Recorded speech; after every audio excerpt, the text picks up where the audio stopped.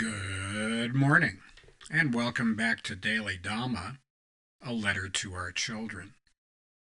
Today is December 14th, and our reading is Restless, Irritable, and Discontent. When we feel itchy and bitchy in our own skin, that's the cue to practice our practice. That is precisely when we should pause, reframe the situation, pray or meditate, and let our moods and preoccupations pass. They do not last.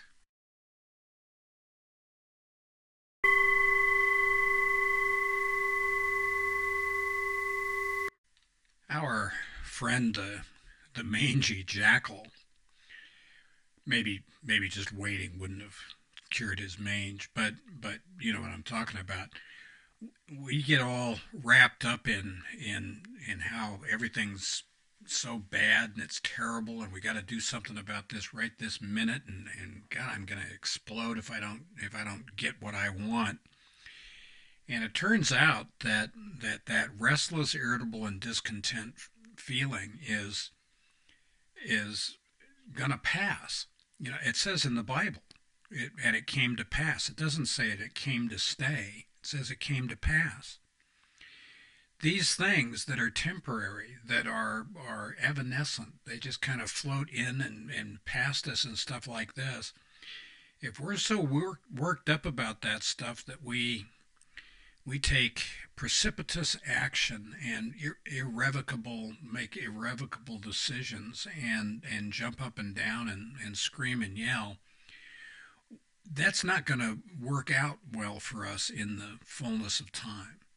It's better for us to show some patience, talk to somebody, a spiritual guide or a counselor, talk to our partner, talk to somebody, and let these irritations go by.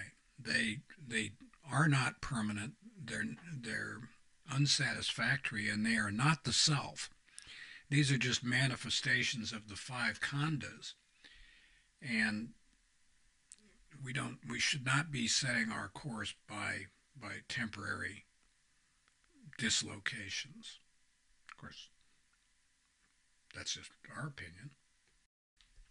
We need to be careful about where we take who we take criticism from. If we make it a rule here not to take criticism from anybody that we would not go to for advice. So consider the source. When people are cracking wise with you about stuff, well, everybody's got an opinion. Now we've heard yours. Good for you. We don't have to respond to it all the time. The Buddha told us that we should stick to the middle way. We should avoid praise and blame, gain and loss, good news and bad news, things going well and things going poorly. And that we need to keep our rudders set so that we go right down the middle of the stream. If we stay in that stream will eventually carry us all the way to the sea, as long as we don't get hung up on sandbars and the extremes on either bank. The whole idea behind this meditation and the Eightfold Path is to live with a calm mind, a sense of peace, of equilibrium with the world around us is what we're looking for. We want to be in a place of neutrality, not in a place of highs and lows. We want a Goldilocks kind of an experience. How about that? We need to consider what our action is. Is it a hat, a haircut, or a face tattoo? If it's a hat and we don't like it, we can just throw it away. If it's a haircut, we might have to grab that hat and wear it for a couple of weeks till our hair grows in. But if it's a face tattoo of a tarantula, that's going to be more difficult to deal with. And happy trails to you until we meet again.